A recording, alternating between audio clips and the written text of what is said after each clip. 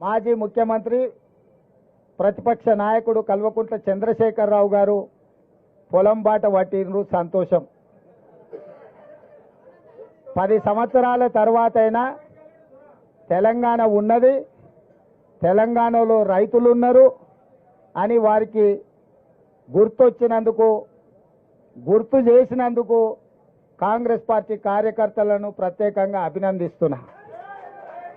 ఎందుకంటే అధికారం కోల్పోకపోయిన ఉండుంటే, అధికారం కోల్పోయిన దుఃఖంలో ఆయన కింద పడి గాయం కాకపోయిన ఉండుంటే, అవినీతిలో పాల్పడి కూతురు జైలుకు పోకపోయిన ఉంటే చంద్రశేఖరరావు గారు మనకు కనిపించడానికి కూడా దొరకకపోవు.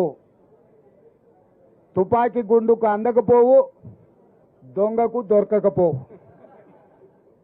వారు అధికారం కోల్పోయినందుకు